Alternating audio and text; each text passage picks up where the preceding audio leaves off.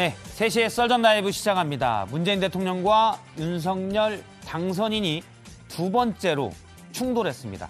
용산으로 대통령 집무실을 옮기는 문제 때문인데요. 오늘 문재인 대통령은 안보 공백 우려를 얘기하면서 사실상 임기 중에 국방부를 옮기는 것, 즉 집무실을 옮기는 것은 불가하다는 뜻을 시사했습니다. 야권에서는 가는 권력의 몽이다라는 얘기도 나오고 있는데 어쨌든 분명한 건 두 권력의 정점이 부딪히면서 국민 통합은 멀어지고 있습니다. 누가 뭘 잘못했는지 오늘 패널들과 하나하나 따져보도록 하겠습니다.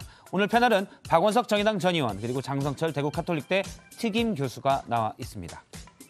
네, 뉴스설계에서는 이성대 기자 어떤 뉴스를 썰어봅니까? 네, 지금 정치권에서 가장 관심을 받는 사람 중에 한 명이 바로 김은혜 당선인 대변인이잖아요. 예. 김은혜 대변인이 중요한 이야기를 할 때마다 늘 중요한 일이 벌어졌어요. 그런가요? 구체적으로 하나씩 썰어보겠습니다. 네, 조금 이따가 듣도록 하고요. 오늘 썰전 라이브 인터뷰에서는 네, 정봉주 민주당 정개특위 공동위원장이 나옵니다. 청와대 이전 문제로 불거진 윤석열 당선인과 청와대 입장 관련된 얘기를 들어보도록 하겠습니다. 네, 썰전 라이브 본격적으로 시작합니다. 3시에 만납시다. 3시엔 뭐하죠? 평일 오후 3시엔 썰전 라이브. 예, 썰전 라이브 오늘 패널은 박원석 정의당 전 의원 그리고 장성철 대구 카톨릭대 특임 교수입니다. 안녕하십니까? 안녕하세요. 두 분이 사실은 진보와 보수의 중요한 스피커로서 매주 이 자리에서 아주 합리적이고 건설적이고 재밌는 토론을 해주셨는데 제가 사전에 이번에 문재인 대통령과 윤석열 당선인의 충돌에 대해서 입장을 물으니까 이번에 좀 격하게 토론을 할 것 같은. 예, 장성철 교수가 보수라는데 별로 동의를 안 합니다. 어쨌든 이걸 달라고 아까 박원석 네. 교수님이 오늘 이걸 쓸 수도 있다라고 얘기하셨어요. 뭐 이게 무기가 될 수도 있습니다. 서로 이렇게 물리적 타격만 안 하시면 예, 저희가 안보 얘기를 하고 있기 때문에 네. 예, 그것만 좀 신경 쓰시면 되고요. 자, 첫 번째 주제는 문과 윤의 충돌 2 시즌 2입니다. 지난번 회동이 무산된 데 이어 집무실의 용산 이전 문제를 두고 문재인 대통령과 윤석열 당선인이 다시 한번 충돌했습니다. 어제 일단 용산 이전에 관해서 부딪힌 부분 청와대 소통수석과 대통령 당선인의 대변인 얘기인데요. 박수현 수석과 김은혜 대변인 얘기를 들어보도록 하겠습니다. 준비되지 않은 국방부와 합참의 갑작스런 이전과 청와대 위기관리센터의 이전이 안보 공백과 혼란을 초래할 수 있다는 우려를 충분히 살펴볼 필요가 있고 정부는 당선인 측과 인수위에 이러한 우려를 전하고 필요한 협의를 충분히 거쳐 최종 입장을 결정할 것입니다. 문재인 대통령이 가장 대표적인 정권 인수인계 업무의 필수 사항에 대해서 협조를 거부하신다면 강제할 방법이 없습니다. 윤 당선인은 통이동에서 정부 출범 직후부터 바로 조치할 시급한 민생 문제와 국정 과제를 처리해 나갈 것입니다.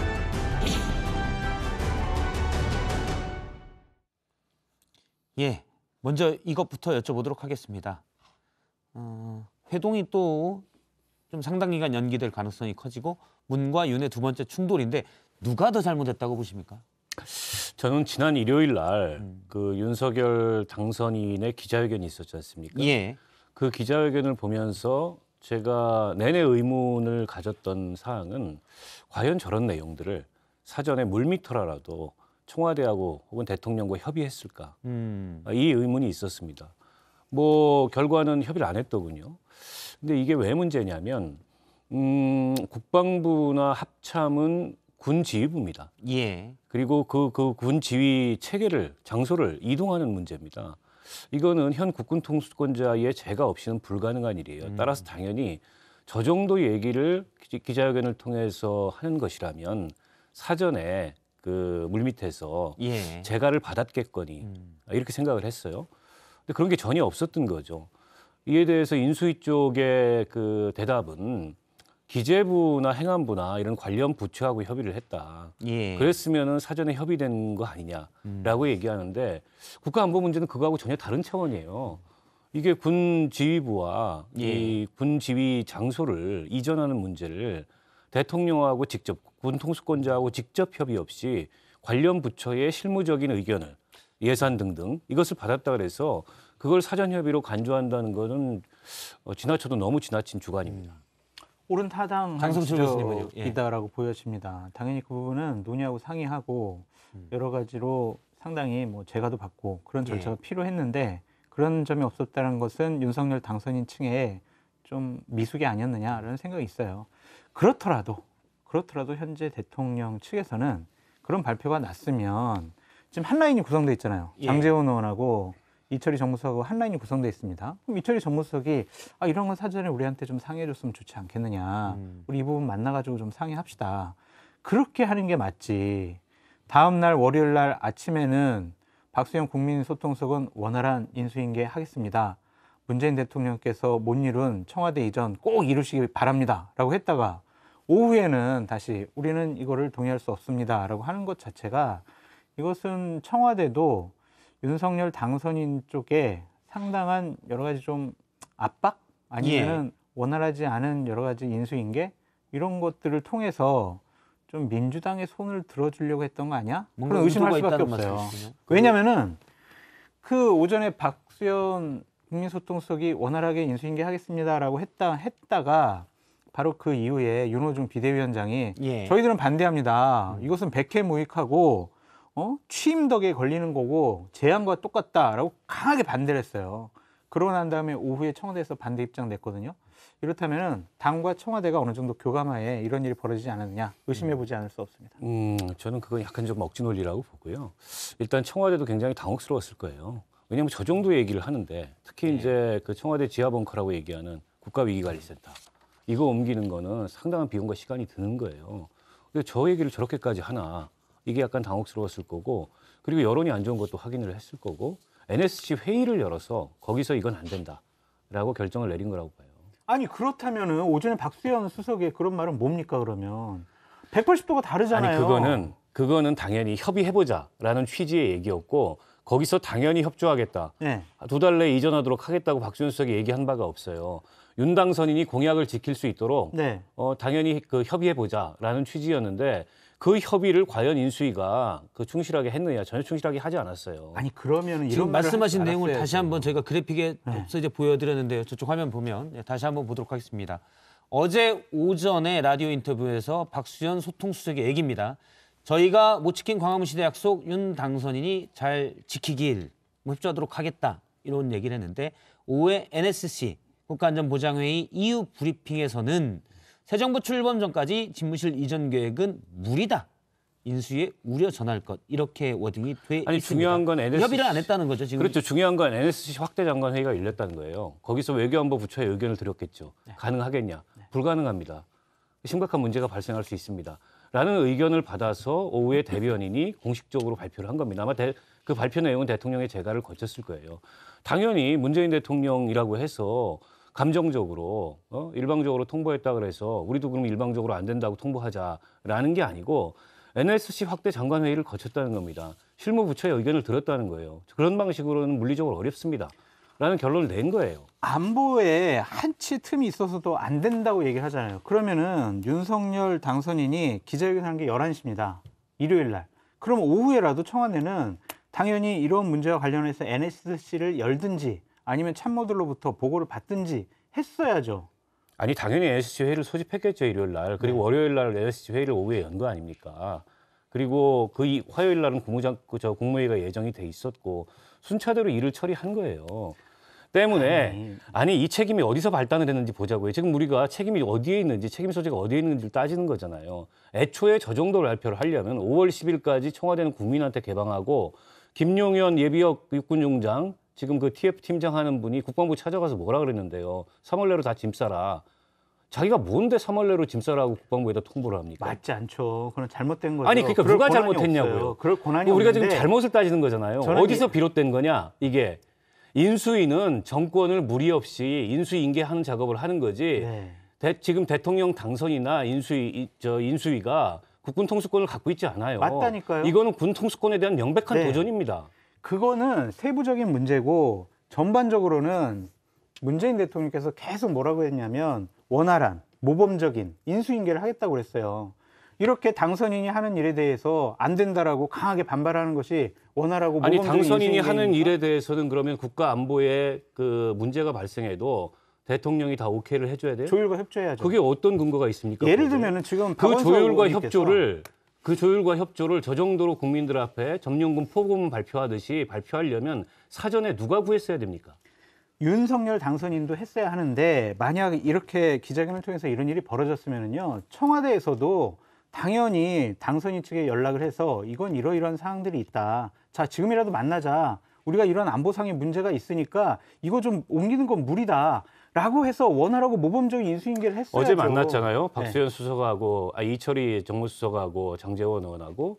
근데 그 와중에 그 NSC 확대장관 회의에서 결론이 난 겁니다. 네. 이건 어렵다. 네. 그래서 그게 결론 없이 회동이 끝난 거지 않습니까? 만나면 돼요. 네. 오늘 박수현 수석의 얘기를 들어보니 협조 안 하겠다는 게 아니고 실제 이것이 가능한지 논의해보자. 우리가 그 대통령 당선인의 이전 공약을 반대하는 게 아니다. 그거는 뭐 협조하겠다. 다만 청와대 국가위기관리센터를 비롯해서 그 안보 공백이 우려되는 문제에 대해서 어떤 보관이 있는 건지 해줄 말이 있을 거 아닙니까? 지금 이 청와대 측도 그 얘기를 만나서 하자는 겁니다. 근데 이걸 가지고 그 김용현 예비역 그 중장이라는 분이 방송에 나와서 대선 불복이고 역겹다고 표현을 해요.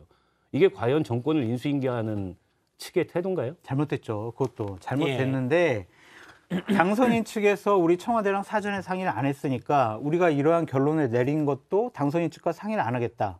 이거 청와대도 잘했다고 볼 수가 없습니다. 이제 그런 식으로 모든 문제를 양비론으로 얘기하면 이 문제에 있어서 책임 소재는 가려지지 않아요.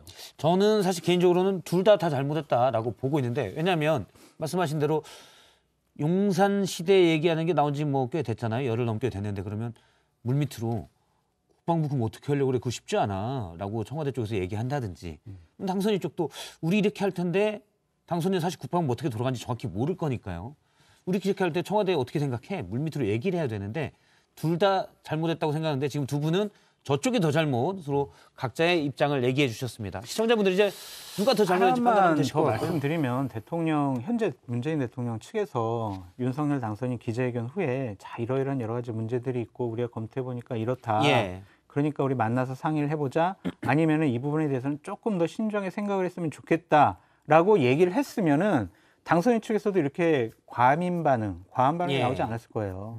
그냥 무조건 처음에 하려고 했던 일을 방해한다라는 그런 생각이 들고 민주당과 똑같은 얘기를 하니 이거는 원활한 정권 인수인계 협조를 안 하려는 거구나. 그렇게 판단하는 일단 뭐 거죠. 협치가 서로 안 되고 있는 건 분명하고 저는 뭐 민주당이 반응하고 있는 문제 부분에 대해서는 뭐라고 하는지 그건 뭐 정치적인 발언일 거라고 보고요. 예. 다만 어쨌든 5월 9일까지는 이 안보나 위기관리나 군통수권에 대한 책임은 문재인 정부에 있어요. 지금 당장 우크라이나 전쟁 상황처럼 그런 상황이 발생하면 국가 안보에 커다란 위기가 발생하면 지금 전쟁을 지휘해야 될 지휘부는 누굽니까? 문재인 대통령이에요. 그런 차원에서 안보나 위기 관리는 단 1분 1초의 공백도 없어야 되기 때문에 그에 예. 따른 우려를 표한 거라고 보고 그 우려를 들었으면 다시 한번 생각을 해봐야지 단 하룻밤도 청와대에 들어가서 잘 수 없다. 이게 들어눕는 게 과연 이 앞으로 5년간 국정을 인수할 대통령 당선인의 태도라는 겁니다. 알겠습니다. 저희가 이 부분만 계속 얘기할 수 없어서 오늘 정말 두 권력의 정점이잖아요. 가는 권력이긴 하지만 지금 핵심이고 문재인 대통령. 이제 당선인이지만 오는 권력인 윤석열 당선인이 각자 얘기를 했는데 역시 신경전입니다. 차례로 얘기를 들어보겠습니다. 국정에는 작은 공백도 있을 수 없습니다. 특히 국민 안전은 한순간도 빈틈이 없어야 합니다. 우리 정부 임기가 얼마 남지 않았지만 헌법이 대통령에게 부여한 국가 원수이자 군 통수권자로서의 책무를 다하는 것을 마지막 사명으로 여기겠습니다. 북한이 뭐 서해상에서 방사포 올해만 해도 11번째인데 지금 방사포는 처음이죠. 근데 이 방사포는 9.19 위반 아닙니까? 이건 명확한 위반이죠. 이런 그 안보 상황에 대해서 빈틈없이 좀 잘 챙겨주시길 부탁드리겠습니다. 자, 이 내용을 보면 문재인 대통령이 일단 국방부 청사 이전 등에 대해서 협조할 수 없는 것을 야당에서 묵리라고 하니 그런 게 아니다. 이건 안보가 정말 중요하다. 한시도 비울 수 없다라고 그런 걸 강조하는 것으로 보이고요. 아니 언제부터 문재인 대통령이 그렇게 안보를 그렇게 중시했습니까? 북한에 있는 남북협력사무소 폭파됐을 때 NSC 열었습니까? 우리 국민이 북한의 해역으로 끌려 들어가가지고 총살당했습니다. 그때 NSC 문재인 대통령이 주재했습니까? 북한에서 미사일 많이 발사했습니다. 예. 그때마다 NSC 누가 주재했습니까? 문재인 대통령 주재 안 했습니다. NSC는 열렸지만 대통령이 직접 주재는 안 했다는 정영 말씀이시죠? 안보실장이 계속 했잖아요. 그러면서 계속 뭐라고 했습니까? 유감이다. 그래서 언론에서 아니 북한에서 미사일 이런 식으로 발사하고 실험하는데 유감이라는 표현이 적당하냐 그랬더니 강한 유감입니다. 강한 부자 붙였어요. 그런 사람들이 무슨 안보를 이렇게 중시했다. 지금 와서 이런 얘기를 합니까? 이거는 새로운 정부가 제대로 출범하지 못하도록 하려고 하는 방해 공작이다라고 볼 수밖에 없어요. 지금 보니까는 이 인수위나 이 국민의힘 쪽에서 지금 이런 프레임을 딱 짰어요. 예. 그 방송에 나와서 다른 패널들이 한 얘기를 그대로 지금 장성철 그 교수가 반복을 하고 있는데 평소 마음에도 없는 얘기를 저는 계속 하고 있다고 마음이 보고 있어요. 박원순 의원이 여기서 보시기에는 밀려서는 안 된다라는 프레임을 가지고서 계속 나오고 있다고 대개는 윤석열 당선인에게 비판적이었던 보고. 네, 장 근데 이제 교수님이 이런 거죠. 그렇게 하신다는 말씀이신 거죠? 만약 그 현 정부 임기 5년 동안에 그 안보에 있어서 대통령의 리더십이 부족한 점이 있었다면 그건 비판받아야 되죠. 근데 당시에 그런 부족함이 있었다 그래서 지금도 소홀히 하면 괜찮다는 건 아니지 않습니까? 예. 더군다나 이거는 공백이 발생할 수 있는 문제예요. 여러분 청와대 그 지하벙커에 국가위기관리센터라는 게 어떤 시설인지 잘 모르는 것 같아요. 그거는 군사안보뿐만이 아니라 사회재난이나 자연재난이나 이런 거에 총체적으로 대비하기 위해서 군은 물론이고 국정원, 경찰, 뭐 소방방재청 각종 유관기관하고 다 연결된 네트워크 시스템입니다. 저희가 이걸 그 5월 얘기를 10일까지 어떻게 옮길 거예요? 못 옮겨요. 못 옮기는데 왜 얘기를 좀 옮긴다고 해볼 그걸 텐데요. 옮깁니까? 일단 그 전에 윤석열 당선인 얘기 지난 20일 날 북한이 서해상에서 방사포 4발을 쐈는데 이거 명백한 9.19 군사합의 위반 아닙니까? 라고 얘기를 한 부분은 아마 그런 맥락이겠죠. 평소에는 안보 안 챙기더니 북한에 한마디도 안 하더니 왜 갑자기 안보 공백을 얘기하냐. 이거 우회적으로 이제 윤석열 당선인이 근데 입장을 팩트가 틀어놓은 틀렸잖아요. 네. 일단 9.19 군사합의 위반이 아닙니다. 그 지금 방사포 4발을 발사한 장소는 휴전선에서 40km 이북에 있어요. 예. 거기서 그 서해상으로 그 동해상으로 발사하는 거는 그 군사합의 위반이 아니에요. 국방부에서도 확인을 군사합의에는 했습니다. 이제 휴전선에서 그 일정 거리 네. 거기만 이제 완충 지역이라고 하는데 그렇죠. 오늘 이제 국방에서 서 국방부 장관이 그건 완충 지역 바깥이 아니, 그러니까 있다. 저런 모두 발언을 하려면 팩트 정도는 확인하고 들어와야죠. 도대체 그 인수위에 이 관련 분야에 참모들은 뭐 하는 사람들입니까? 인수위 24명 장지원 비서관 아니 뿐만 아니라 그 모두 발언을 써주려면 제대로 써줘야죠. 저렇게 이제 팩트가 좀 틀린 부분에 대해서는 예. 좀 더 인수위에서 체계적인 그러한 보좌가 좀 필요하다는 생각이 들고요. 기본적으로 약간의 뭐 부족하다고 하더라도 대통령 당선인이 거의 제1호 공약으로 내세우는 이런 부분에 대해서 청와대가 거칠게 나오는 것은 이거는 정권 인수에 대한 방해를 하는 것이다라고 볼 수밖에 그러니까 이 점에 없어요. 있어서 인식이 완전히 다른 거예요. 지난 일요일 날 윤석열 그 당선인의 기자회견이 거칠었어요. 그거는 거친 정도가 아니고 거의 점령군 포고문 발표하듯이 했어요. 자, 나는 이렇게 할 거니까 그에 따른 준비나 협조는 알아서들 해라고 통보하는 거였습니다. 근데 저는 그건 보기에 따라서는 아직 합법적인 권한 이양이 안 된 상황에서 군 통수권에 대해서 과도하게 개입하고 옳은 말씀. 윤석열 당선인이 합참한테 어디로 옮기라고 아직 얘기할 자격이 없어요. 없는데 언제라도 그런 어떤 그 국가안보 위기 상황이 발생할 수 있는 그런 상황에서 그렇잖아요. 지금 북한이 올해 들어서만 그 미사일을 10번이나 쐈어요. 이거는 상시적인 안보 위기 상황이라고 볼 수가 있습니다.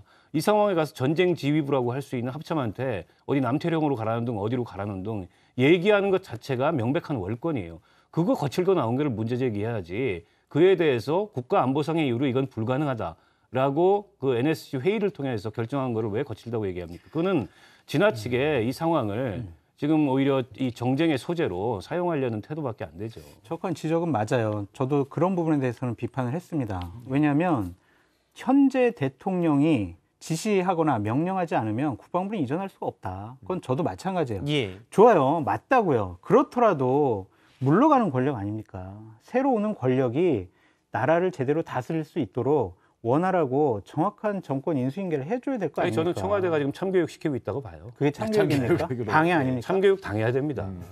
아니 대통령이란 대통령이라는 이런 자리가 국가 안보와 위기관리라는 자리가 어떤 자리인지 몰라요. 이분들이 지금. 그러고 나서 굉장히 주관적이고 어떤 감상적인 그런 어떤 당위만을 강조하면서 국민들 앞에 뭐 100만 평 공원으로 돌려드리겠다. 국민들이 언제 그거 돌려달라 그랬습니까? 그리고 지금 국방부 이전하는 장소 앞마당 있지 않습니까? 거기에 10개 부대가 주둔하고 있어요. 그 10개 부대 어디로 갈 건데요? 10개 이상의 부대가 있는데. 그런 내용 그날 기자회견에 솔직히 다 얘기하지 않았습니다. 496억만 강조했지. 이게 연쇄적인 이동을 통해서 한 1만 명 정도가 이동을 해야 되는 거대한 사업이에요. 이걸 한 달 내, 2달 내에 해라? 도대체 그런 억지가 어디 있습니까? 그러니까 아니 본인이 좀 참고 청와대에 들어가 있으면 되는 거지. 그러니까 그러한 세세한 팩트에 대한 지적은 박원석 우리 의원님이 말씀 맞아요. 그러니까 대통령의 임기, 신임 대통령의 임기를 이런 걸로 시작해야 되겠어요, 도대체? 지금 할 일이 얼마나 많은데? 그렇더라도 현재 문재인 대통령은 물러가는 권력이니까 새로운 권력이 일을 할 수 있도록 여러 가지를 잘 도와줘야 됩니다. 사실 저는 그 부분을 지적하는 물밑 거예요. 없다는 건데 이렇게 물밑조를 안 한 거는 챙피주기 당선인의 책임, 현재 대통령의 책임으로. 그러니까 당선인 얘기하는 너는 거고. 뭘 잘 몰라. 너 이런 거 알아? 하면서 챙피주기식으로 당선인을 몰아붙이는 것은 현재 권력의 남용이다라고 예. 말씀드려요.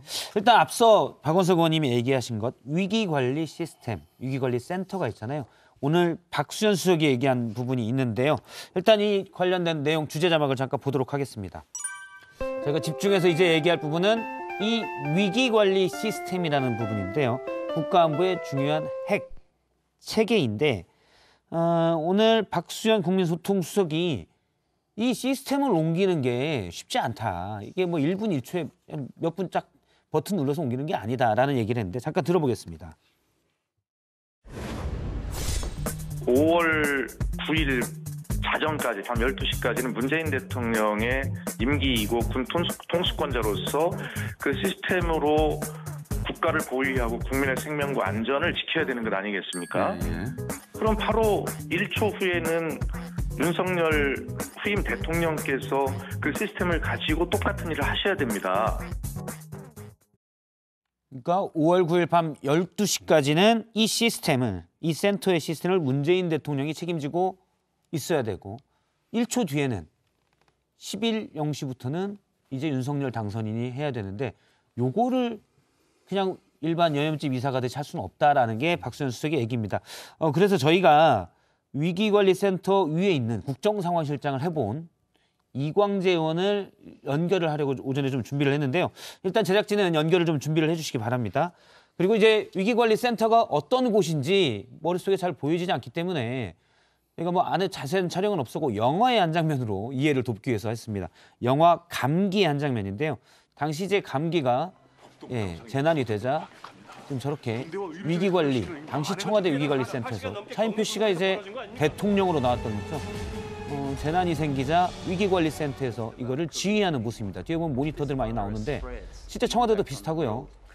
영화 속 장면은 위기관리센터에서 대통령역에 차인표 씨가 싸우는 장면들이 많은데 위기관리센터는 싸우는 곳이 아니고 이제 지휘하는 장면이고요. 저거는 이제 상황실, 영화 맥락상 그랬던 장면이고요. 실제 청와대가 공개한 문재인 대통령이 이제 국가위기관리센터에서 약간 지휘를 하는 모습을 보도록 하겠습니다. 이게 2018년 8월에 태풍 쏠릭이 상륙했을 때 문재인 대통령이 위기관리센터에서 앞에 보면 상황실에 여러 모니터가 연결이 돼 있잖아요. 그래서 각 현장에 또는 책임자들에게 보고를 받고 지시를 하는 장면입니다. 여기가 이제 위기관리센터고요. 실제 뭐 국가 안보 상황 이것만 보는 게 아니라 위기관리센터에 대한 걸 보면 재난 상황, 뭐 산불 이번에 그런 것도 마찬가지고요. 그다음에 여러 가지 뭐 질병, 역병 이런 부분도 위기관리센터에서 다 통제를 합니다. 짧게 요거 한번 여쭤보면 혹시 뭐 가보시거나 들으신 적이 있나요? 저는 가보지는 않았는데 거기를 가봤던 안보 전문가에게 자세하게 들었습니다. 김종대 의원이 그거를 또 구축하는데 얼마나 오랜 시간과 비용이 들었는지에 대해서도 좀 상세하게 들었습니다. 그러니까 이미 청와대에 저 위기관리 시스템을 한번 만들어봤잖아요. 그러니까 앞으로 50여일 동안 대통령 당선인이 국방부 청사를 이동하겠다고 했으니 그 지하 벙커에다가 이런 거 다시 만들어야죠. 어쩌겠습니까? 지하 벙커는 있는데 그러면 저게 이제 복사본처럼 과연 만드는 게 가능하느냐? 이미 만들어졌잖아요. 이제 기술적인 그럼 다시 문제가 만들면 있겠죠. 되는 거죠. 그러니까 저도 무리가 있다라는 건 알아요. 어. 저도 그냥 대통령 당선인이 옮기겠다고 확정적으로 발표하기 전까지만 해도 이거는 무리가 있다. 천천히 해야 된다. 예. 들어가서 해도 된다라고 얘기를 했지만 이미 대통령 당선인이 결정했잖아요. 본인이 하겠다고 하지 않습니까? 그러면은 그렇게 대통령 당선인이 일할 수 있도록 도와주는 게 물러나는 정권의 임무지. 예. 안 돼. 그거 안 된다니까. 그러면 저희가 이런 식으로 사실- 손가락 저희가 쥐는 사실 건안 돼요. 위기관리센터가 구체적으로 어떤 곳이고 위기관리 시스템이 구체적으로 뭔지를 잘 모르니까 아시는 분을 연결을 했습니다. 앞서 언급한 대로 말씀드린 대로 노무현 정부 당시 국정상황실장을 맡았던 민주당의 이광재 의원님을 잠깐 연결해서 몇 가지 여쭤보겠습니다. 의원님 나와 계시죠?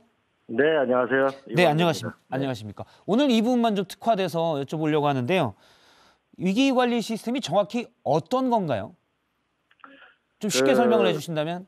청와대 위기관리 시스템은 지하 벙커에 있는 전산화된 예. 국방 약 50개 정도의 재난 상황, 국가 안보 상황을 체계적으로 할 수 있는 전산망으로 되어 있고 거기를 안전실에 하나가 있고요. 예. 또 하나는 결국은 청와대 위기 안보 시스템이라고 하면 약간 군사적인 용어에서 약간 일개 연대가 청와대 안에 있거든요. 그 일왕산 주변에 그 레이더나 이런 것이 각종 안보 관련된 시설 2개를 보시면 되겠습니다. 근데 지금은 너무 지하 벙커에 있는 것에 좀 집중하고 있는 거 아닌가 싶습니다.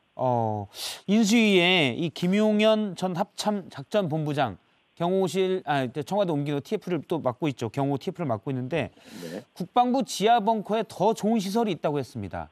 네. 그리고 오늘 국방위에서 국민의힘의 박수영 의원은 사실 중요 서버는 다른 지역에 있기 때문에 어쩌면 이제 코드, 잭을 꽂으면 똑같은 시스템으로 국방부 청사에서 청와대 시스템을 이용할 수 있다 곧바로라고 주장했는데요. 이 부분에 대해서는 어떻게 보십니까? 저는 빠른 시일 내에 저는 청와대 이전을 찬성하는 사람인데요. 예. 그 인수위와 현 청와대와 빨리 실무팀을 만들어서 보면 이게 과연 전산적으로 가능한 것인지 여부는 저는 판별이 날 것이라고 보고 예. 그러면 이제 군의 안보로서의 그것은 또 어떻게 할 것인지 빨리 TF를 만들어서 실무적인 검토를 하는 게 나는 현실적이라고 봅니다.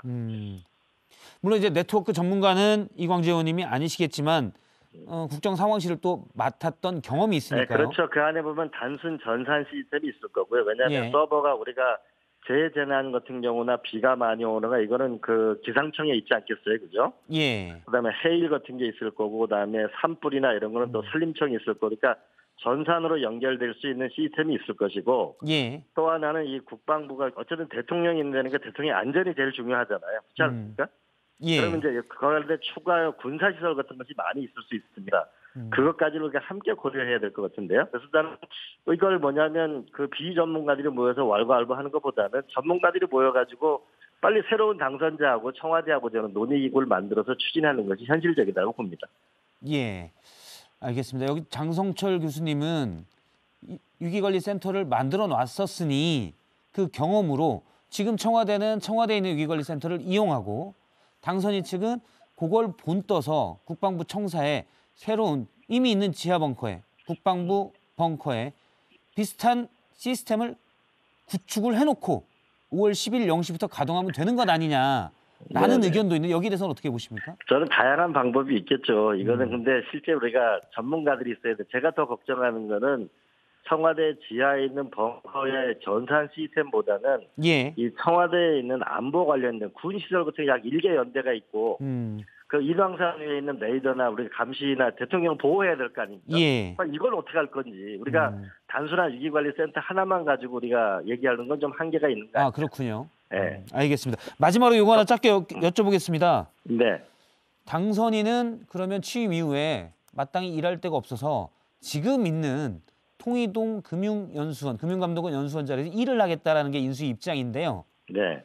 이때 그러면 경호나 앞서 위기관리 시스템을 이용할 수 있는 부분 이런 것들의 애로는 없을까요? 저는 여기가 통일동이 금융감독연수원이잖아요. 바로 길가에 예. 있잖아요. 우리가 효자동 주민들이 시위 때문에 얼마나 고통을 받고 있습니까? 그리고 거기에는 출근길이 출퇴근길이 꽉 막혀 있잖아요. 예. 그렇기 때문에 저는 빨리 문재인 대통령 이 청와대하고 이 새로운 당선자하고 좀 마음을 터놓고 얘기를 했으면 좋겠습니다. 그리고 실제로 비용 부분도 일개 연대가 움직이면 이게 많은 비용이 들어가게 되고 예. 이게 현재는 496억 중에는 국방부가 이게 합참이 또 이전하는 비용은 빠져 있어요.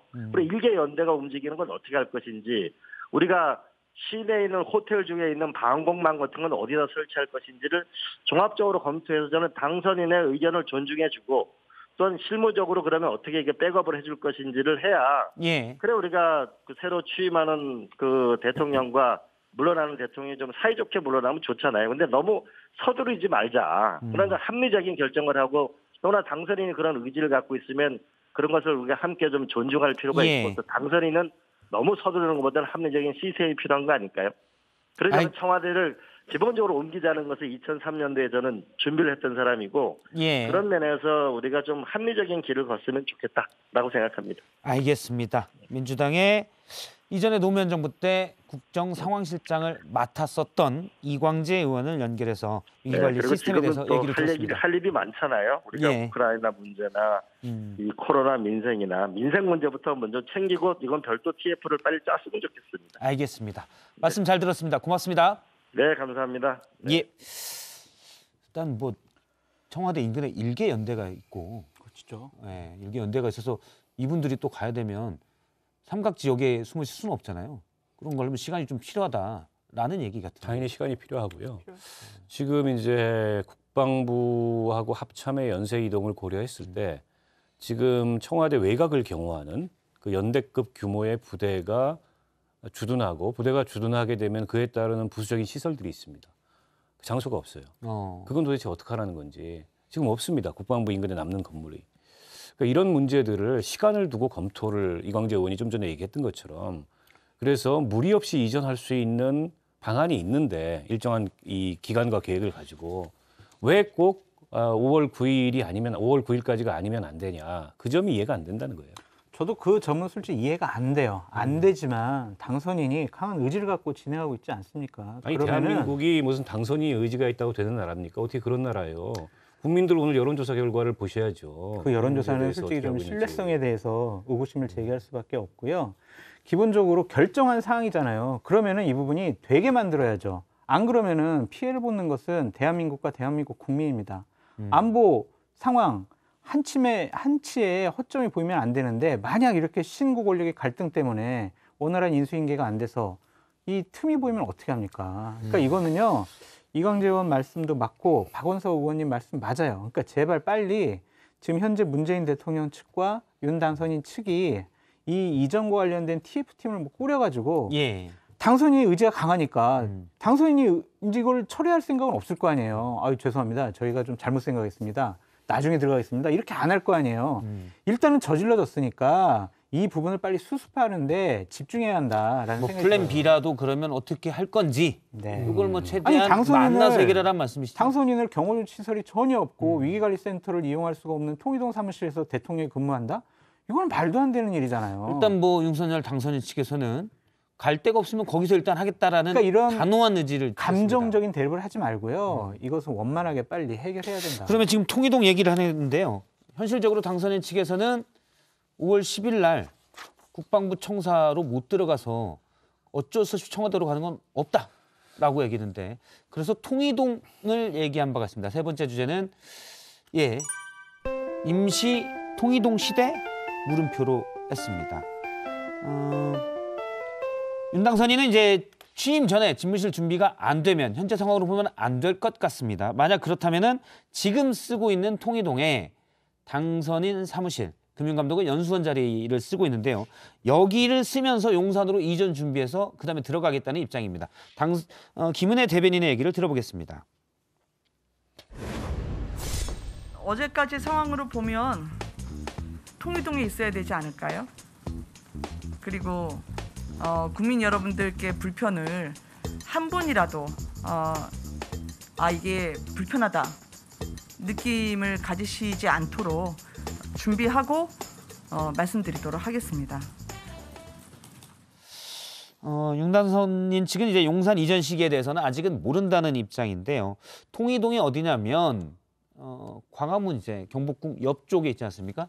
지금 계속 당선인이 인수위 회의 끝난 뒤에 홍이동 골목길의 음식점들을 걸으면서 저렇게 시민들과 만나고 그 근처 인근 식당을 갔었는데 저기가 다 홍이동 사무실 주변입니다. 저도 2012년도에 인수위 있을 때 저기 갔었어요. 아, 그렇군요. 박근혜 정부 인수위 때 네. 저기에 통이동 금융감독 네, 연수원에서 준비했군요. 항상 저기 이용해요. 현재 위치를 저희가 지도상에서 잠깐 보면 지금 경복궁 옆에 좌측에 당선인 사무실, 금융감독원 연수원, 통이동 사무실이 있고요. 그다음에 인수위에 저기가 4층 건물입니다. 좀 좁아요. 그래서 다 못 들어가기 때문에 인수위가 또 삼청동에 있는 금융연수원에도 일부 쓰고 있습니다. 자, 이 말은 뭔 말이냐면 이게 거리가 한 1.8km 정도 됩니다. 이 말은 뭔 말이냐면 과연 저 지금 인수위도 다 못 들어가는 자리에 대통령 집무실을 과연 쓸 수 있느냐. 그러니까 청와대를 아무리 줄여도 슬림화해도. 제가 먼저 좀 말씀드릴게요. 예, 말씀하세요. 이거는 윤석열 당선이 고집을 꺾어야 돼요. 만약에 문재인 대통령이 협조를 안 해줘서 5월 10일 날 용산에 있는 국방부 청사를 이용할 수가 없다라고 하게 된다면요, 대통령의 지위를 이런 통이통 이런 사무실에서 근무할 수가 없어요. 비서진들도 같이 근무할 수 없습니다. 예. 경호는 어떻게 할 겁니까? 그렇게 이동하지 못하면 국민들 양해할 겁니다. 그러니까 이 부분에 대해서는 고집을 좀 꺾으셔야 한다. 통이동으로 가는 건 아니다. 듭니다. 그럼 청와대로 들어가야 된다는 말씀이신가요? 그럼요. 그럼 청와대 들어가서 거기서 위관리센터도 이용하고 직무를 봐야죠. 현실적으로 불가능한 일을 하겠다라고 신념과 고집만으로 어떻게 합니까? 예. 이건 고집을 꺾어야 합니다. 저건 뭐 신념이라기보다는 거의 오기에 해당하는 저는 태도라고 보고요. 근데 지금 정권도 시작하기 전에, 임기도 시작하기 전에 이 사안을 가지고서 저렇게까지 고집을 피우고 거의 오기에 가까운 그런 모습을 보이는 게 과연 윤석열 당선인이 내세웠던 소통이라는 명분이나 국민통합이라는 명분하고 어울리는지 굉장히 걱정된다. 이 말씀을 좀 드리고 싶고, 임기 5년짜리 대통령으로서 국정 운영을 국민의 그 위임을 받아서 국민이 위임한 권한을 가지고 하는 거지 새 왕조를 창조하는 게 아니에요.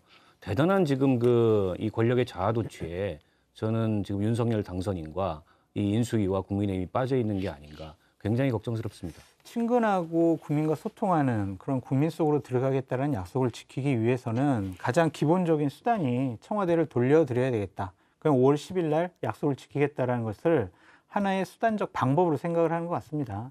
그러니까 일단은요, 결정되기 전까지는 우리가 비판할 수 있지만 대통령 당선인의 결정에 대해서는 그 뜻과 의지에 맞게 제대로 좀 일이 진행될 수 있도록 도와주는 것이 현 대통령의 의무다. 그런 부분을 감안하면 일단은 뭐 그 5월 10일까지 날짜를 맞출 수 있을지 없을지 안보 공보기 때문에 모르겠지만 청와대에서 적극적으로 나서서 일단 도와주는 모습을 가지면 그러면 어떨까라는 저 빨리 생각도 듭니다. 만나셨으면 좋겠어요. 그러니까 일단, 지금이라도 문재인 대통령께서 윤석열 당선인에게 전화하셔가지고 여러 가지 우리 뭐 참모들이 얘기하는 것보다 우리 둘이 만나 얘기합시다.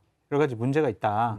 그렇게 허심탄회하게 얘기하면 풀릴 수도 있는 문제잖아요. 뭐 대통령과 당선인 만남도 중요하지만 그러면 매일이라도 이철희 수석과 장재원 실장이 만나서 협의를 해야 되죠. 저는 당연히 물러나는 정부와 취임하는 정부 간에 원만하고 원활한 국정 인수인계가 이루어져야 된다고 보고요.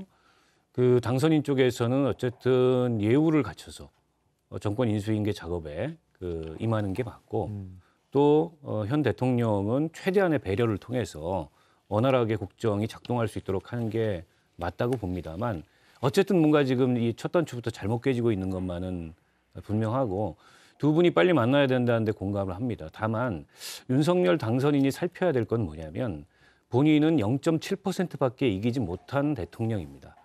그리고 지금 그 정치 환경은 여소야대예요. 예. 그것이 의미하는 바를 정확하게 알아야 돼요. 그리고 국민들이 지금 이제 새로 출범하게 될 정부에 대해서 갖고 있는 기대감, 오히려 지금은 그 기대감을 키우고 우려는 줄이고 그래서 물음표를 가졌던 국민들마저 느낌표로 바꿔야 되는데 지금 온통 물음표가 찍히고 있어요.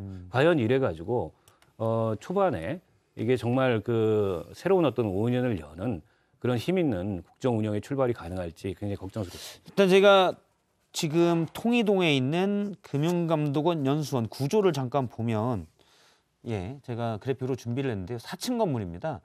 1층에 로비하고 회의실이 있고 2층에는 여러 인수위의 분과가 있습니다. 경제 1분과 등 여러 분과가 있고요. 3층에 이제 안철수 인수위원장실, 뭐 부위원장실, 청와대 개혁 TF도 여기에 있습니다. 그리고 4층에 당선인 집무실과 뭐 부속실, 회의실, 비서실장실 등이 있는데 지금 딱 저거밖에 못 들어가요. 그럼요. 그리고 실무위원이나 전무위원도 못 들어가서 삼청동으로 가 있거든요. 그래서 저기를 집무실로 쓴다는 거는 불가능해요. 사실상 불가능하다라는 게 장성철 교수님의 합리적인 장성철 교수님의 저는 한 가지만 분석이었고. 더 말씀드릴게요. 문재인 대통령께서 지속적으로 원활한 정권 인수 인계를 말씀을 하셨잖아요. 그러면 15일 날 처음으로 윤 당선인 측에서 용산 가겠다라고 했고 20일 날 확정 발표했어요. 예. 대략 6일 동안 그러면은 청와대에서 윤 당선인 측에 자 우리가 이렇게 검토해 보니까 이런 문제점이 있다. 너희들이 이렇게 결정하면 안 된다라고 하는 게 원활한 정권 인수 인계 작업이지 6일 동안 가만히 있다가 발표하고 나서 안 돼. 이게 맞습니까? 이거는 문재인 대통령 측도 분명히 잘못이 있어요. 아니 그 6일의 시간 동안 네. 왜 협의를 요청하지 않았냐는 겁니다. 그 부분도 잘못했다니까요. 아니, 그러니까. 당선인 측도. 그러니까 네.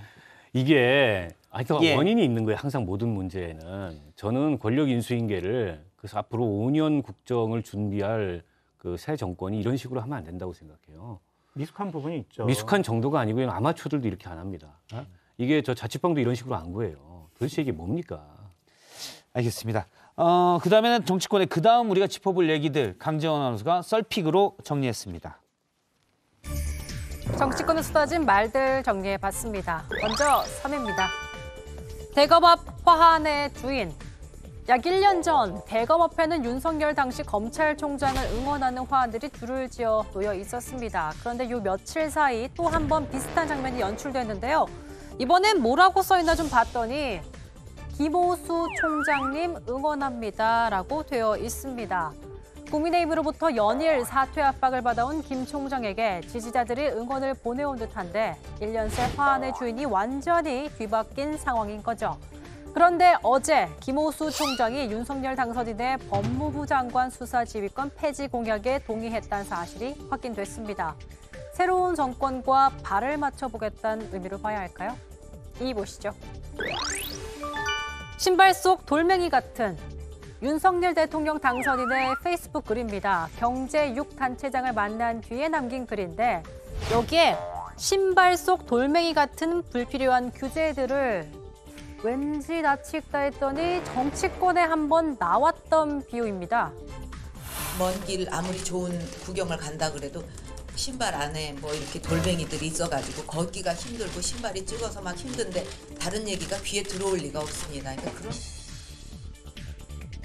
자, 그런데 규제하면 떠오르는 상징, 이명박 당선인 시절 나왔던 전봇대인데요.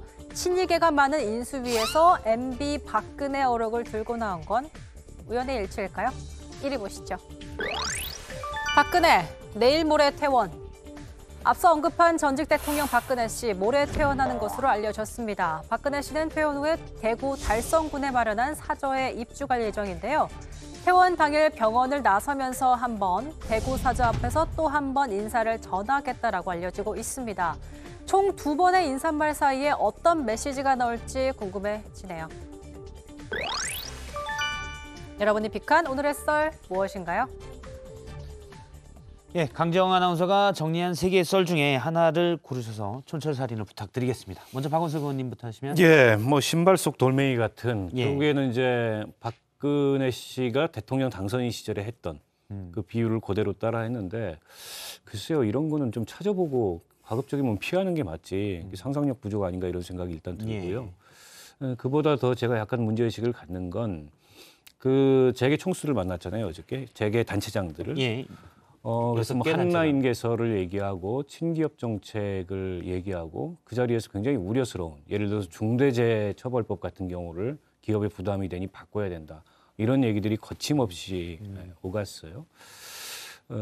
사실은 뭐 당연히 대통령 당선인이 그 재계를 만날 수 있죠. 그러나 선거 과정에서 TV 토론 때도 그렇고 또 공약도 그렇고 전체적으로 보면 그야말로 흘러간 물과 같은 그런 낙수 효과에 기반한 대기업 중심의 재벌 중심의 경제 정책으로 다시 회귀하는 그럴 가능성이 커지는 것 같아서 굉장히 그 대목 우려스럽습니다.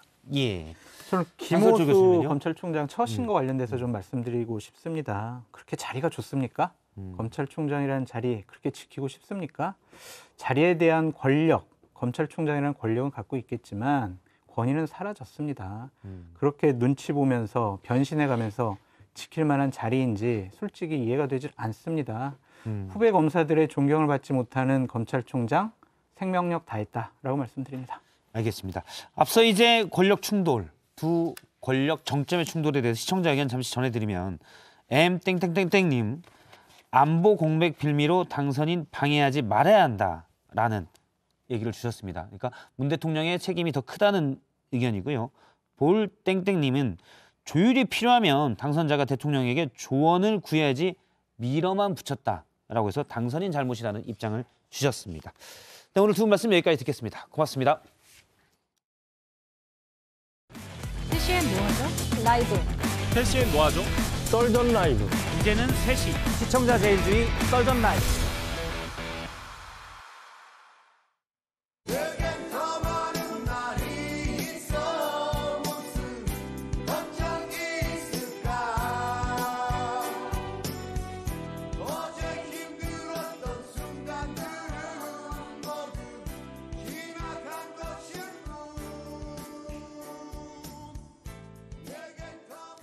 세시엔 썰전 라이브, 4시엔 이성대 뉴스 썰기입니다.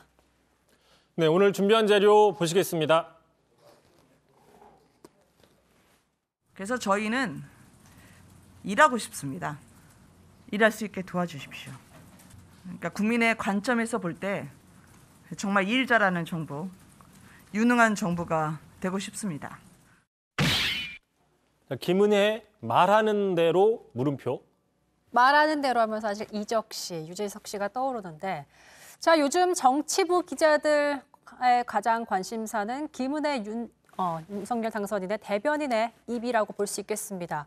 키워드가 그래서 김 대변인이 말하는 대로 이루어진다, 뭐 이런 건가요? 뭐 말씀하신 것처럼 지금 기자들은 물론 국민들한테도 많은 관심을 받고 있는 게 바로 김은혜 그 대통령 당선인의 대변인인 겁니다. 아침마다 데일리 브리핑을 하면서 당선인 측의 중요한 내용들을 계속 얘기를 하고 있는데요.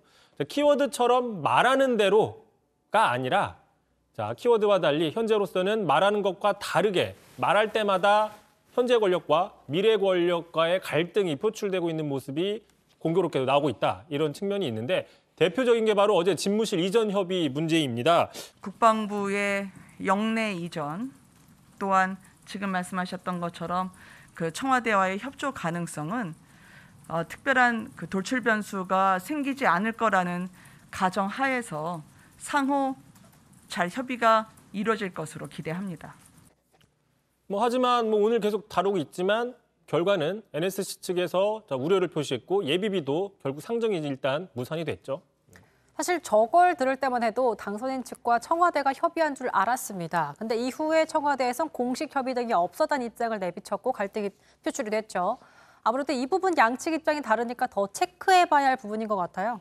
네, 그 부분도 있고요. 또 말하는 대로와 달리 김은혜 대변인은 국가위기관리센터 이전에 대해서 청와대 협조를 기대하고 있다. 그렇기 때문에 국민이 걱정하는 안보 공백은 있을 수 없다라고 좀 하지만 오늘 오전이었죠. 박수현 대변인 이렇게 얘기를 했습니다. 자, 위기관리센터를 계속 운영할 방법이 무엇이냐 묻고 싶다. 현재로서는 이 센터를 이전하게 되면 단절이 될 수밖에 없다. 그러니까 다시 얘기를 하면은 임기가 5월 9일까지지 않습니까? 그래서 5월 9일까지 청와대에서 이 시스템을 이용을 해야 되는데 당장 5월 10일부터는 갖다 쓸 수 있느냐? 그러니까 결국에는 그 전에 이전을 해야 되는데 그 전에 이전하려면 단절이 된다. 그러면은 지금 대통령이 쓸 수가 없다. 이런 측면을 지금 얘기를 하고 있는 측면이 있죠.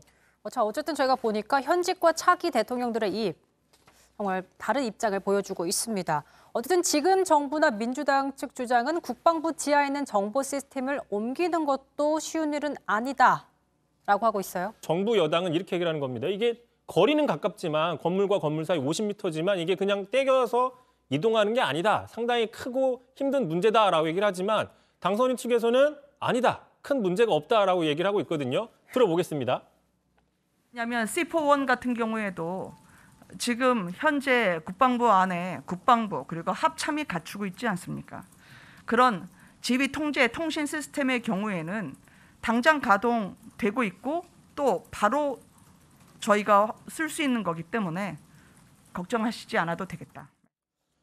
뭐 걱정 없다, 걱정하지 않아도 된다라고 말씀을 하는데 참고로 그 C4-1이라고 했지 않습니까? 그 군사용어인데요. C4-1이라기보다는 C4I라고 읽어야 되는 겁니다. 그 C가 4개 들어가 있다. 뭐 지휘, 통제, 통신, 컴퓨터의 그 영어 약자, 커맨드, 컨트롤, 커뮤니케이션, 컴퓨터를 따서 C4고 그다음에 정보의 그 인텔리전스의 I를 따서 C4I라고 하는데 이제 C4-1이라고 약간 혼동을 한 것 같아요. 하지만 이제 흔한 용어는 아니죠. 군사 용어죠. 하지만 이제 C4I가 문제가 없다, 걱정하지 말아라 얘기를 하면서 용어가 틀린 셈인 거죠. 뿔기하게 그걸 좀 잡아내셨습니다. 아무튼 김은혜 대변인이 낙관적으로 전망을 하고 나면 결과적으로 현재와 미래 권력 갈등 양상이 불거지고 있는 그런 모습들이 연출되고 있다는 거잖아요. 네, 그렇습니다. 결국 그런 측면이 있는데 보신 것처럼 자, 집무실 이전에 청와대 협조할 것. 근데 NSC 청와대는 촉박하다, 무리다라고 얘기를 했었고요. 또 지난주였습니다. 자, MB 사면을 요청할 것이다. 그다음에 꼭 필요한 인사의 경우에는 앞으로 문재인 대통령이 윤 당선인과 협의를 해야 된다라고 얘기를 했더니만 그 다음 날, 16일 날 예정됐던 청와대 회동이 무산이 됐죠. 자, 어쨌든 이런 측면들의 얘기는 김은혜 대변인 본인의 생각이 아니죠. 그렇죠. 대변인이기 때문에 당선인 측의 입장을 얘기하는 거지만 뭐 본의 아니게 본인이 얘기를 한 이후에 이런 결과가 좀 다르게 나오면서 계속 또 기자들한테 해명을 해야 되는, 어떻게 보면 뭐 김 대변인 입장에서는 조금 난감할 수 있는 상황이다, 뭐 이렇게 볼 수 있는 겁니다. 네, 아마 오늘 좀 뉴스 설계 보면 또 난감한 측면이 또 있었기 때문에 또 해명하는 그런 게 나오지 않을까 싶기도 한데, 당선인 측이 말하는 것과 계속 다른 결과가 나온다는 건 결국 당선인 측과 청와대 측의 소통이 원활히 되지 않고 있다는 방증일 것 같습니다. 어쨌든 국민들이 보고 싶은 모습은 두 사람이 빨리 회동을 하시던가 좀 화합되는 모습을 보길 바라야 될 것 같습니다. 알겠습니다. 두 번째 썰기 보도록 하죠. 자, 두 번째 준비한 자료 보시겠습니다. 여기 있는 게 공교롭게도 홍준표 전 대표께서 두 가지 다 해당이 돼가지고 더하기 해가지고 25% 감점을 때리는 방향으로 이제 된 건데. 자, 페널티 폭탄, 홍준표 폭발. 저 이 내용 봤는데 폭발할 만한 사안인 것 같습니다. 대구시장 출마 선언한 홍준표 의원 경선 시작도 하기 전에 페널티를 25%나 받는다고 하죠. 뭐 그렇게 됐다는 거죠. 어제였습니다. 국민의힘 지도부가 그 지방선거에 대한 그 룰 결정을 했는데 페널티 조항이 신설이 됐어요. 그래서 현역 의원이 만약에 지방선거 출마하면, 그렇기 때문에 현역 의원이 의원직을 사퇴하면 마이너스 10%, 그 다음에 그동안 최근 5년 이내 무소속 출마 전력이 있으면 마이너스 15%, 그러니까 탈당한 전력이 있으면 마이너스 15%라는 거죠. 근데 지금 홍준표 의원 같은 경우는 이 두 가지가 다 해당 사항이 되는 겁니다. 지난 총선 때 무소속으로 출마를 했었거든요. 자, 그러다 보니까 25%의 페널티를 받는다. 그러니까 쉽게 얘기를 하면, 자, 홍준표 후보의 경쟁자가 76점을 맞았어요. 자, 그런데 홍준표 의원이 100점을 맞았단 말이죠. 100점 만점. 그럼에도 불구하고 25점을 제외하면 75점이 되지 않습니까? 그럼 탈락이 되는 거죠, 경선에서. 근데 아무리 그래도 홍 의원이 대선 경선을 치르고 인지도가 있어도 이 정도 페널티면 상당히 부담스러운 측면이 있습니다. 굉장히 부담스러울 것 같습니다. 보나마나 이제 어쨌든 홍 의원 쪽에서는 강력하게 반발하고 있죠. 사실상 4분의 1을 빼고 시작해야 되는 거는 뭐 게임이 안 된다고 볼 수 있는 거죠. 그러다 보니까 당연히 홍준표 의원은 아주 강력하게 반발을 하고 있습니다. 자, 대선 경선 때도 급조된 당원 때문에 내가 패했는데 선당우사 정신으로 깨끗이 승복했다. 그런데 이번에도 공천 룰로 이렇게까지 하는 거는 정치적인 도리가 아니다라고 얘기를 했고요. 계속 SNS에도 자신의 입장, 강력한 그 반발하는 입장들을 올리고 있습니다. 앵그리 준표가 갑자기 떠오르기도 하는데, 자, 앞서 언급했던 대선 경선 때도 급조된 당원 때문에 이 대목을 다시 언급을 했어요. 지금 보니까. 그렇습니다. 이미 뭐 몇 번 얘기했었지만 지난 국민의힘 대선 때 신천지가 유비됐다라는 게 이제 홍준표 의원 측의 주장이잖아요. 네. 이 부분입니다. 그런데 지금은 이미 대선이 끝났잖아요. 그래서 윤 당선인 차기 대통령으로 윤석열 대통령이 결정된 마당에 지난 대선 경선에 대해서 정당성 문제를 거론하는, 그러니까 그만큼 자기는 억울하다, 이런 걸 표출하고 있는 부분인데, 특히 이제 홍준표 사실상 맞춤형 페널티 조항이다라고 이야기를 하고 있고요. 이 배우가 누구냐? 이 배우가 누구냐? 바로 김재현 최고위원이다라는 게 바로 홍준표 의원의 주장인 겁니다. 김재현 최고위원. 환하게 웃고 계시네요. 환하게 웃고 있는 모습인데, 네. 이게 왜 그러냐면 지금 김 최고위원이 대구시장 출마를 저울질하고 있다. 뭐 사실상 출마에 기울었다라는 분석들도 많이 있습니다. 네. 자, 그러다 보니까 선수로 뛰어야 될 사람이 자신이 뛰어야 될 경기 규칙을 만든 게 아니냐라는 게 바로 홍준표 의원의 주장인 거죠. 자, 이렇게 얘기를 했어요. 홍준표 의원은 계속. 자, 김재원 최고위원 개인 사역으로 분탕질하고 있다. 김재원 최고위원 파렴치다. 아주 그냥 거센 표현들을 많이 내놓고 있습니다. 자, 그래서 저희가 김재원 최고위원한테 물어봤어요. 직접 만든 거 맞냐? 자, 이렇게 얘기를 했습니다. 들어보시죠. 당대표가 최고회의에 상정한 안건에 대해서 최고위원으로서 토론에 참여하고 표결한 거예요. 저는 그냥 제가 최고위원으로서의 소임을 다한 것뿐이에요. 당대표가 상정했다는 건 난 할 일 만한 거다. 뭐 이렇게 얘기한 겁니다. 이준석 대표가 상정한 안건을 최고위원으로서 열심히 소임을 다해서 토론한 것뿐이다. 알겠습니다. 참고로 김재원 최고위원은 썰라 목요일 고정 출연자인데 모레 또 나오시면 이 문제 한번 들어보도록 하겠습니다. 아무튼 홍 의원의 입장은 억울하다는 건데 다시 논의될 가능성은 없습니까? 근데 지금 억울하다 이거죠. 참고로 그 홍준표 의원 과거 지난해 그 국민의힘 경선 당시 무야홍으로 많이 유명했잖아요. 무야홍. 근데 지금은 이제 이런 경선 문제 때문에 무야홍이 아니라 무효야 뭐 이런 느낌의 심정을 갖고 있는 게 아니냐. 이렇게 분석을 해볼 수 있는 거고요. 실제로 이미 되돌리긴 힘들다 이런 분석이 나옵니다. 들어보시겠습니다. 김재원 최고위원이 주도한 게 혹시 맞습니까? 그건 오히려 제가 확인해 드릴 수는 없습니다. 다수결로 이제 표결을 거쳤고 그래서 저는 반대 의견이 있었지만은 다수결 표결이라 그럼 이제 되돌릴 수는 없는 겁니까? 되돌릴 수는 없고 다만 이제 공간위에서 한 번 더 재론의 여지가 있다. 그러니까 좀 더 봐야 되는 부분이 있는데 참고로 이 문제가 불거지기 전인 이번 주말이었습니다. 그 청문응답 사이트에서 당내 공천룰 문제 있는 거 아니냐. 이런 식의 어떤 누군가 의견을 올렸어요. 자, 이에 대해서 홍준표 의원이 뭐라고 얘기를 했냐면 자, 선수가 룰을 탓하는 건 아니지요. 이렇게 얘기를 했네요. 자, 공천 룰 같은 게임의 법칙은 특정한 사람이 말하는 대로 하면 안 될 것으로 보입니다. 지켜봐야겠네요, 이 사안도. 이성대 뉴스설계 여기까지 하죠. 수고하셨습니다. 말하는 대로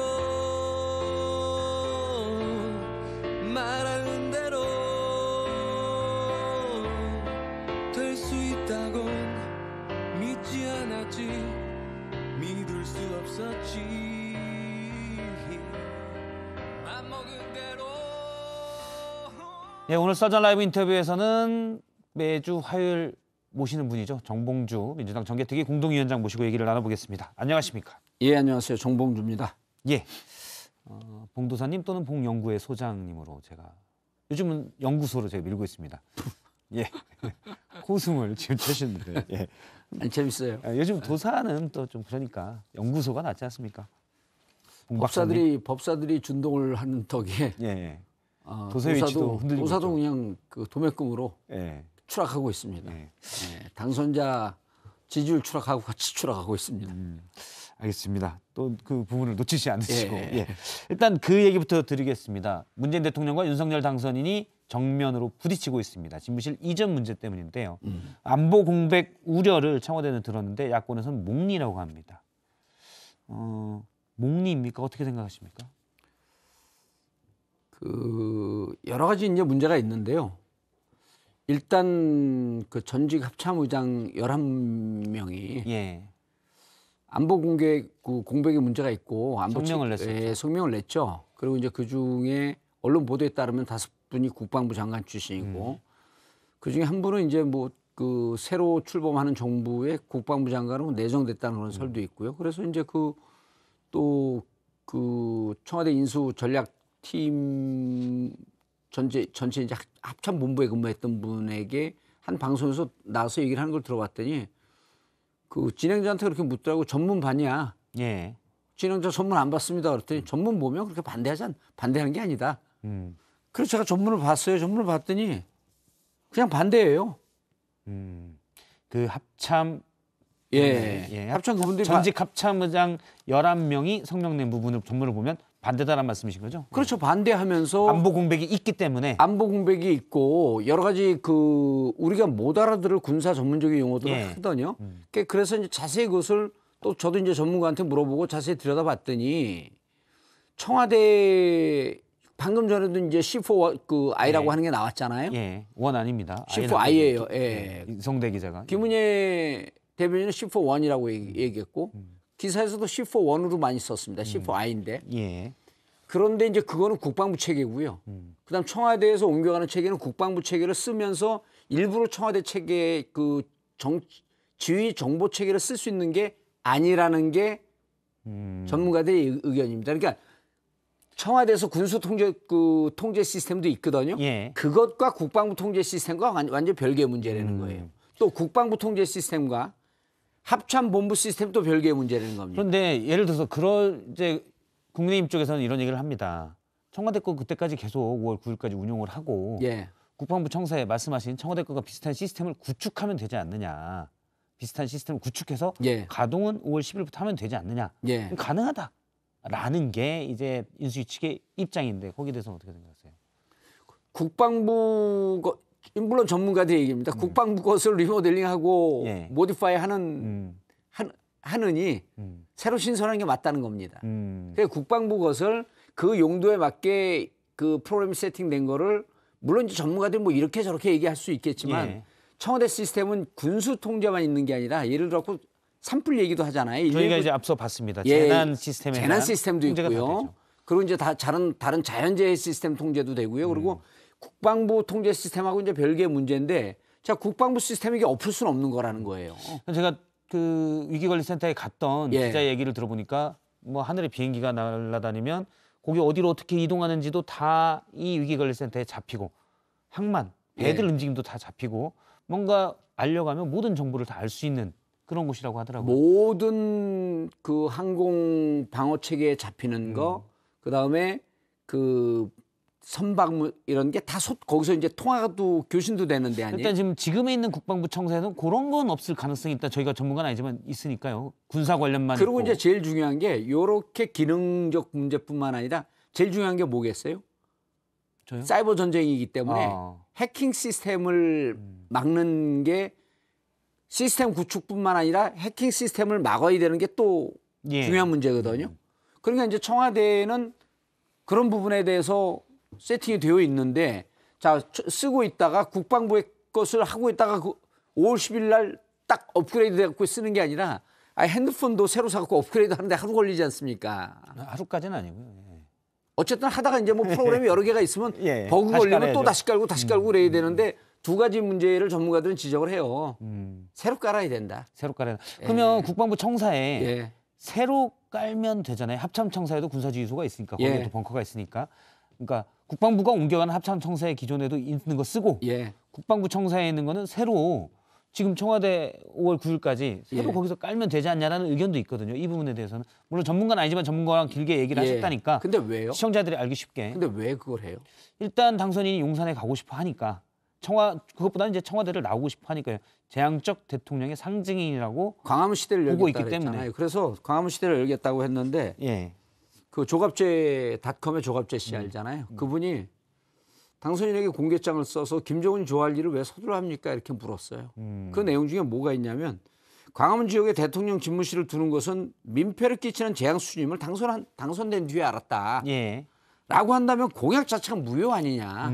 광화문 시대를 열겠다고 했지 용산 시대 열겠다고 하지 않았느냐. 그러면은 순차적인 방법이 예. 정의화 전 국회의장도 그 얘기를 했고 임태희 전 의원도 지적을 했고 이재호 전 의원도 지적을 하는 게 예. 자 일단 청와대 들어가서 꼭 옮기는 게 필요하다고 하고 청와대를 개방하는 게 뜻이라고 한다면 일단 청와대 들어가서 순차적으로 옮겨야 되는데 자 인수위가요 점령국은 아니지 않습니까?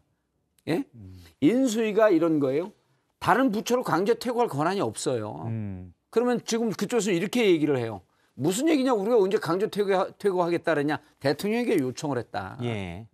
그러잖아요.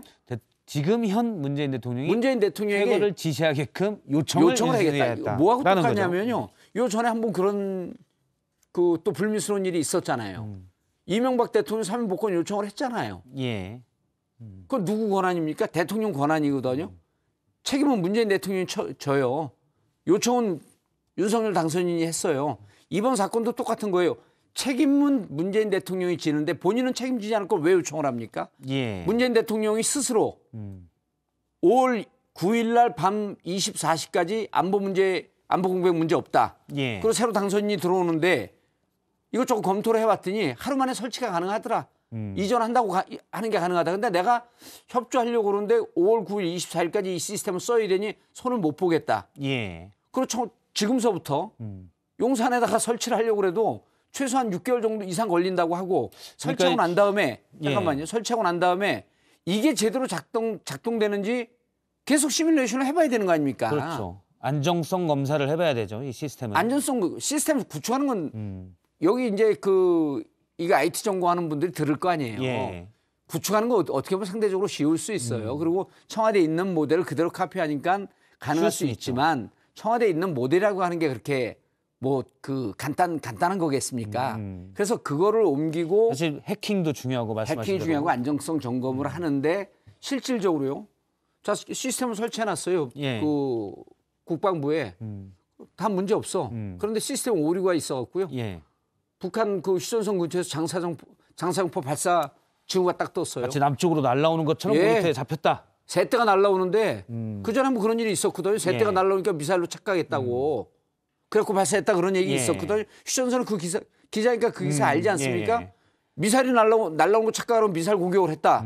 나중에 보니까 새떼였었다.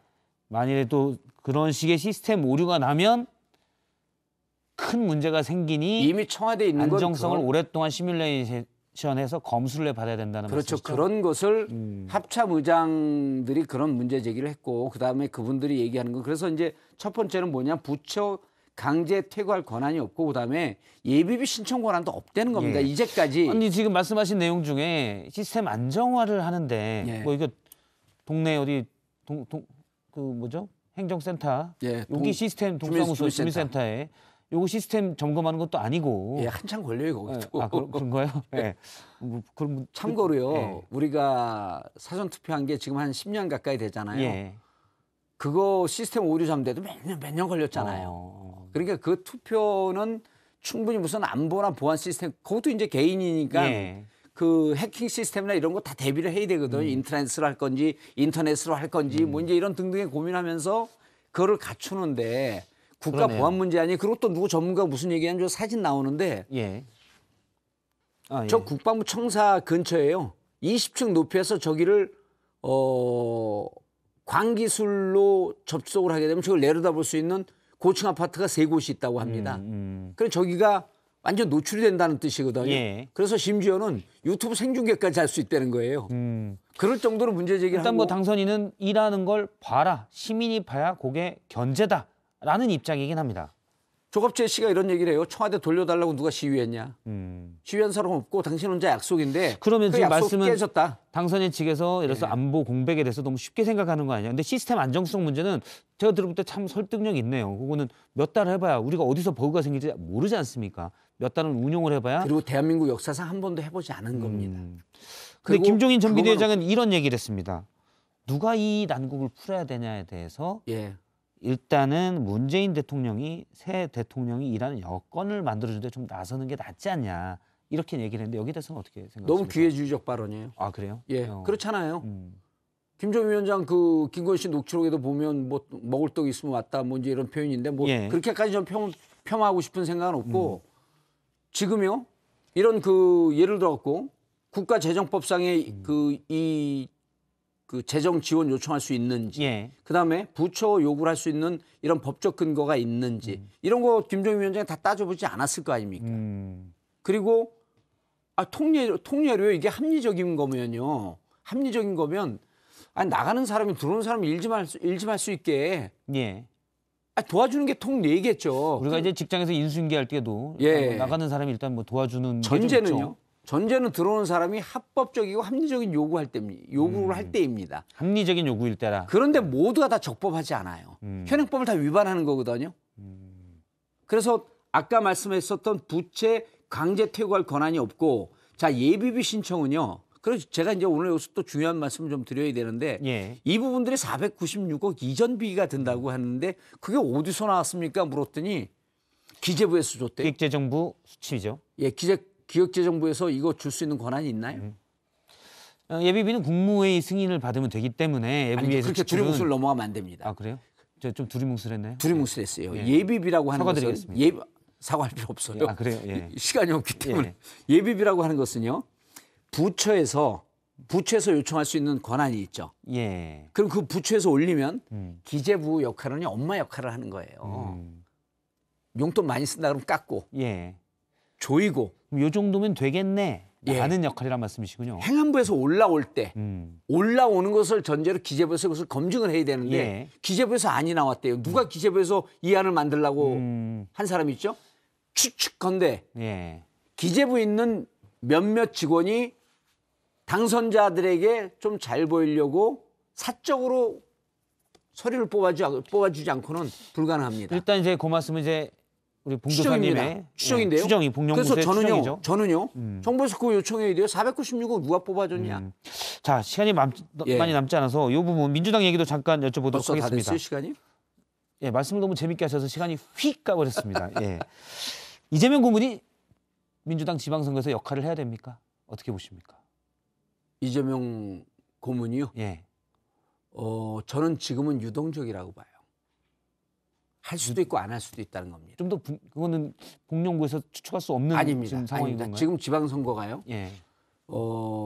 일단 시간이 2달 남았잖아요. 예. 좀 길게 남아 있어요. 그래서 지금 2달 뒤에 일정을 예를 들어 그리고 본격적으로 선거가 언제 붙냐면요. 5월 후보가 결정되는 시간이 경선을 통해서 후보가 결정되는 시간이 4월 말까지 결정이 예. 됩니다. 그럼 4월 말에 이제 본선 출전한 선수들이 나오기 시작을 하거든요. 그럼 각 지역마다 정치적 환경들이 만들어집니다.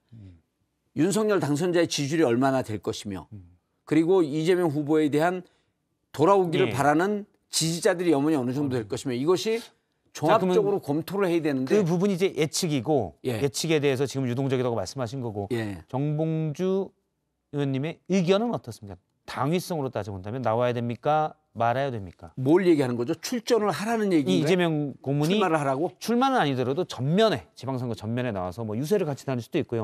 예를 들어 서울시나 경기도지사 자리에 그렇게 전면에 나올 수는 없을 거라고 봅니다.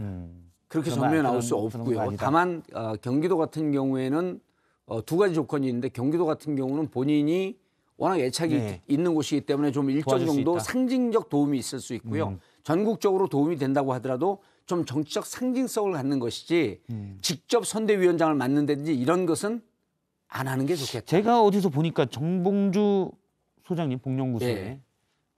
서울시장 나간다. 예. 나가려고 고민한다라는 설이 있더라고요. 당사자한테 직접 여쭤보고 싶어서. 그 설이 가능성이 인터넷에서 이제 나가라고 하는 제가 2018년에 나가려고 준비했었기 예. 때문에 나가라고 하는 요구가 많은 게 하나 있고요. 그다음에 이제 여론조사 기관 한두 곳에서 그 지지율 조사하는데 이름을 넣어도 되겠습니까라고 물어봤어요. 예. 그 정도입니다. 나가고 싶으신? 그거는 모르겠습니다. 이럴 때는 많이 하시던 얘기들이 이제 많은 정치인들이 많은 얘기를 듣고 있습니다. 국민이 이렇게. 원한다면 예. 그건 다 알겠습니다. 거짓말입니다. 아 그런가요? 정봉주 위원장님과 얘기를 나눴습니다. 고맙습니다. 예, 감사합니다. 3시엔 뭐하죠? 이제는 3시. 3시 하면 썰전 라이브. 매일매일 썰전 라이브. 정치권 쓴소리 들어보는 순서입니다. 임종주 의원과 얘기를 나누겠습니다. 오늘의 썰은 뭔가요? 네, 윤석열 대통령 당선인 측이 오늘 언론 브리핑에서 자신들은 무서운 세입자가 아니다 이런 말을 했습니다. 어떤 상황이었는지 직접 들어보시죠. 예. 저희는 무서운 세입자가 아닙니다. 그래서 5월 10일 0시라고 말씀을 드리는 것은 공식적인 업무를 시작하는 날이기 때문에 그러한 상징성을 갖고 저희가 책임감 있게 국민과의 약속을 지키겠다라는 것을 말씀드린 겁니다. 저희 주무시는 분을 저희가 어떻게 나가라고 합니까? 네, 대통령 집무실 용산 이전에 대해서 어제 청와대가 안보 공백 우려를 제기하자 당선인 측이 바로 맞받았죠. 예. 임기가 시작되는 5월 10일 0시에 청와대 완전 개방 약속을 반드시 이행하겠다고 배수의 진을 친 건데요. 이와 관련해 문재인 대통령 임기가 끝나기도 전에 방을 빼라는 거냐 이런 질문이 나오자 대변인이 착한 세입자론으로 대꾸를 한 겁니다. 당선인 측은 청와대를 향해 일할 수 있게 도와달라고 읍소하는 듯한 모습도 보였습니다. 일종의 이제 대국민 여론전이다라고 보시는 건가요? 네, 그렇죠. 안철수 인수위원장이 며칠 전 인수위 수장이 되고 나서 첫 기자회견에서 인수위가 점령군이 돼선 안 된다고 분위기를 다잡았던 것과 같은 맥락입니다. 예. 당시 안 위원장 발언도 한번 듣고 가시죠. 첫째, 겸손입니다. 인수위원회는 점령군이 아닙니다. 역사와 국민 앞에 겸허한 자세로 인수 업무에 임하겠습니다. 네, 그러니까 현 정부한테 막무가내로 방을 빼라고 하거나 공무원에게 호통을 치는 등 고압적이고 강압적인 자세를 보여선 안 된다는 취지입니다. 새 정부 출범 초기 국민 여론의 향배가 그만큼 중요하다는 뜻입니다. 그런데 이제 여론에 다투게 될 여론의 대상 중에 여권은 빠져 있다 이런 얘기도 있던데요. 네, 곧 야당으로 처지가 바뀔 여당에선 당선인 측이 경계하는 점령군, 또 기고만장 이런 말들을 쏟아내면서 반발 강도를 높이고 있죠. 국회 국방위원장인 안규백 민주당 의원은 마치 점령군처럼 방을 빼라고 한다며 기가 막힌 일이라고 반발을 했고, 윤호중 민주당 비대위원장도 점령군 행세를 하고 있다며 당선인 측을 쏘아붙였습니다. 또 유인태 전 국회 사무총장은 인수위 시절이 제일 기고만장할 때라며 당선인 측이 민주당의 협조를 구하거나 설명을 했으면 어땠을까 한다며 아쉬움을 표하기도 했습니다. 특히 해당 지역 자치단체장인 용산구청장은 청와대 용산 이전 발표를 보도 듣도 못한 얘기라며 설명이 전혀 없었다고 주장을 했습니다. 당선인 측이 국가적 중대 사안인 대통령 집무실 이전 명분으로 국민과의 소통을 내세우고 있지만 야당 특히 여당과의 소통 노력엔 의구심이 제기되는 대목입니다. 이렇다 보니 불통, 졸속이라는 반발을 자초한 측면도 있다는 비판에 이제라도 귀 기울인 자세가 필요하다 이런 지적이 나오고 있는 것입니다. 네, 임종주 전문위원이었습니다. 고맙습니다. 네. 오늘 썰전 라이브는 여기까지입니다. 계속해서 정치부 회의가 이어지고요. 저희는 내일 오후 3시 10분에 뵙겠습니다. 고맙습니다.